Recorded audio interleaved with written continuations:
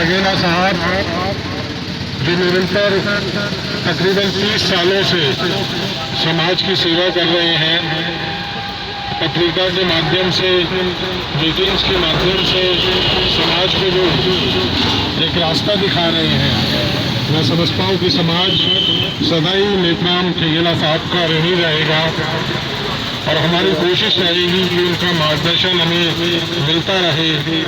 और जैसे मुझे जानकारी प्राप्त हुई है कि 28 साल से निरंतर वो एक पत्रिका समाचार पत्र के रूप में निकाल रहे हैं, जिसमें कि समाज से संबंधित तमाम आगे बढ़ने के जो रास्ते हैं, संघर्ष के जो रास्ते हैं, मुसीबतों के जो रास्ते हैं, उनको लेकर एक विमर्श रहता है। उससे समाज को एक रास्ता मिलता रहा है।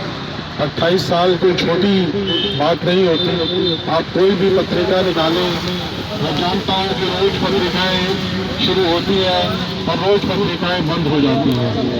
इतने लंबे समय तक पत्रिका निकालना, उसका संपादन करना, अखबार के रूप में उसका डिस्ट्रीब्यूशन करना, ये कोई छोटी बात नहीं है। बहुत ही कठिनाई का काम है। आर्थिक रूप से तमाम परेशानियाँ आ रही हैं। इसके लिए मैं खगेला साहब का दोबारा से बहुत बहुत अभिनंदन करता हूँ और शुक्रिया करता हूँ कि उन्होंने ये संघर्ष का रास्ता अपनाया और समाज को रास्ते दिखाने के लिए इतनी कठिन तपस्या की। आज हम महिला दिवस के इस अवसर पर यहाँ पर उपस्थित हुए हैं। ये तो पूरे विश्व में रोज ही कोई ना कोई दिवस जो है वो मनाया जाता है और उस दिवस को मनाने का जो रेलिवेंस है, हम लोग उस पर चर्चा कर सकें, उसकी उपयोगिता क्या है, किस प्रकार से उस इशू को समाज में एड्रेस किया जा सके, इसलिए ये दिवस मनाए जाते हैं। और महिला दिवस भी हम लोग इसीलिए मनाते हैं कि उससे रिलेटेड जो भी इश्यूज हैं, जो भी दुनिया के सामने चैलेंजेस हैं, महिलाओं को आगे बढ़ने के लिए, महिलाओं के सशक्तिकरण के लिए, एजुकेशन के लिए, हेल्थ के लिए, उन तमाम बातों पर हम लोग बैठे, संसार भर में चर्चाएं हों और उन विषयों पर, उन तकलीफ़ों को दूर करने की हम कोशिश करें। मैं समझता हूँ कि कोई भी देश की अगर हम स्थिति को आकलन करें तो वो किसी जीडीपी वगैरह से उसका आकलन करना गलत होगा। अगर किसी भी देश की स्थिति का हमें आकलन करना है तो हमें सबसे पहले ये आकलन करना होगा कि वहाँ की जो महिलाएं हैं, जो बच्चियाँ हैं, वो कितनी खुश हैं, कितनी स्वस्थ हैं, कितनी एजुकेटेड हैं, कितनी सुरक्षित हैं।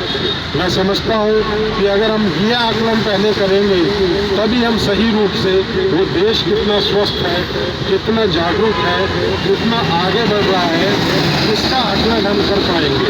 ना कि फैक्ट्रियों में कितना उत्पादन हो रहा है उससे हम जीडीपी नापें और भाषणों में बड़ी बड़ी बातें करें कि आज हमारे देश की जीडीपी इतने प्रतिशत हो गई, इतने प्रतिशत बढ़ गई। मैं समझता हूँ कि उसका कोई मायने नहीं है। अगर हम जीवन को सुखी ना कर सके, जीवन में खुशियाँ ना ला सके, तो उसका कोई मायने नहीं रहे। और विशेष रूप से महिलाओं के बारे में हम जानते हैं कि पूरे विश्व में महिलाओं की क्या स्थिति रही है और हमारे देश में क्या स्थिति रही है। वो तमाम कारण, चाहे उसके पीछे हमारी परंपराएं रही हों, हमारी विचार जो हमें मिले हैं पीछे से, उनका भी एक कारण हो सकता है। मैं समझता हूँ कि सबसे पहले अगर हमें इस विषय पर आगे बढ़ना है, महिलाओं के बारे में सोचना है, तो हमें उन परंपराओं से भी लड़ना पड़ेगा, उन विचारों से भी लड़ना पड़ेगा जो विचार महिलाओं को आगे बढ़ने से रोकते हैं। मैं कहता हूँ, मैं आप सब लोगों से एक ही आह्वान करूँगा, बाकी तो सभी ने बहुत तमाम बातें कर दी हैं, लेकिन मैं जहाँ तक इस बात की स्टडी करके समझा हूँ कि महिलाओं के आगे बढ़ने में वो परंपराएं ज्यादा जिम्मेदार हैं जिनको हम ढोते चले आ रहे हैं। उन विचारों को जिनको हम ढोते चले आ रहे हैं और जो महिलाओं के विकास में बाधा है। सबसे पहले हमें उन तमाम परंपराओं को त्यागना होगा, भले ही फौरी तौर पे वो लगे कि ये तो परंपरा है, ये तो सैकड़ों सालों से चली हुई है, ये तो चलता आ रहा है, हमें उनसे लड़ना होगा, पहले उन्हें त्याग करना होगा। मैं समझता हूँ कि वही पहला चरण होगा, क्योंकि हम जिन परंपराओं को ढोते आ रहे हैं, जिन विचारों को ढोते आ रहे हैं, अभी कुछ लोग किसी ने बताए तो कुछ लोग इस प्रकार के हैं जिनमें कि महिलाओं की बड़ी इज्जत की बात कही गई है, तो वहीं कुछ बातें इस प्रकार की भी हैं जिसमें कि महिलाओं को पशुओं के बराबर कहा गया है। तो जब तक हम उन शास्त्रों को, शास्त्र भी परंपराएं हैं, धर्म भी परंपराएं हैं, मैं तो समझता हूँ कि जो भी अगर किसी धर्म में भी कोई बात ऐसी लिखी हुई है तो हमें उसका त्याग करने में कोई गुरेज नहीं करनी चाहिए। और शास्त्रों की तो बात ही छोड़िए, अगर हम कोई धर्म में भी कोई ऐसी बात लिखी है उसको भी तत्काल उसका भी त्याग कर दें, क्योंकि जो बात हजारों साल पहले लिखी है किसी ने, मैं नहीं समझता कि अगर वो आज हमारे विकास में बाधा है तो हम उसको ढोते चले जाएंगे। आज पूरी दुनिया में जो आकलन हुआ है वो ये आकलन हुआ है कि पूरी विश्व में जो मेहनत है, जो श्रम है, उसका अगर निचोड़ निकाला जाए तो वो महिलाएं ही हैं जो इस पूरे विश्व का जितना श्रम होता है उसका 85% मेहनत जो है वो महिलाएं ही करती हैं। लेकिन उसके दूसरी तरफ अगर विश्व की संपत्ति का हम आकलन करें तो सिर्फ 1% संपत्ति जो है महिलाओं के पास है। तो अब इसको हम क्या कहेंगे? इसको हम यही कहेंगे कि पुरुषों ने हजारों सालों से जो महिलाओं के ऊपर अत्याचार किया है, ये उसी का नतीजा है कि आज भी महिलाएं जो 85% पूरे विश्व का श्रम करती हैं, उस श्रम को आप घर के काम में भी इंक्लूड करें, गिना जाता है, खेतों के काम को भी गिना जाता है, फैक्ट्रियों के काम का भी गिना जाता है, और आपके बच्चों को संभालने को भी जो श्रम है उसको कैलकुलेट करके पूरे विश्व का जो श्रम है, जो मेहनत है, वो 85% जो है महिलाएं करती रही हैं। और वो हाथ से नहीं कर रही है, वो सैकड़ों हजारों सालों से कर रही है। और लेकिन आज भी संपत्ति जो है उसका 1% महिलाओं के पास है। तो इसका मतलब ये हुआ कि पुरुष जो है, ये देश या ये दुनिया, ये समाज वो पुरुष प्रधान रहा है, और महिलाओं पर का शोषण जो है वो कोई आज से नहीं हो रहा है, वो सैकड़ों वर्षों से हो रहा है। तो ज़्यादा कुछ ना कहते हुए मैं सिर्फ यही कहूँगा कि हमें सबसे पहले वो रूढ़िवादिता, उन परंपराओं को त्यागना पड़ेगा, और महिलाओं की शिक्षा के लिए ना सिर्फ उनको शिक्षित करें, सिर्फ शिक्षित करना कोई,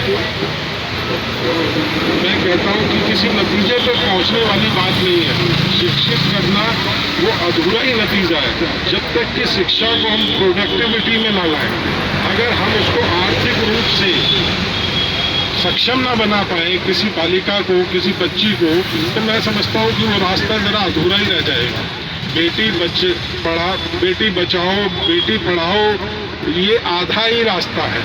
आपको मंजिल पानी है तब जब आप उस पढ़ाई को प्रोडक्टिविटी में कन्वर्ट कर पाएंगे, और प्रोडक्टिविटी में कन्वर्ट करने से ही आपका, मैं समझता हूँ कि आर्थिक जो आधार है वो बढ़ेगा। और आर्थिक आधार बढ़ना सबसे ज़रूरी है महिलाओं के लिए। और जब वो आर्थिक आधार बढ़ेगा तभी उनकी पुरुषों पर निर्भरता भी कम होगी, और जब पुरुषों पर निर्भरता कम होगी तभी मैं समझता हूँ कि ये बराबर का समाज बन पाएगा, जिसका सपना हमारे बाबा साहब अम्बेडकर ने, सावित्रीबाई फुले ने, फातिमा भाई शेख ने देखा था। मैं समझता हूँ कि ये समाज तभी पूरी तरह से बराबरी का समाज बन पाएगा जबकि महिलाएं आर्थिक रूप से भी संपन्न होंगी, शिक्षित तो होंगी।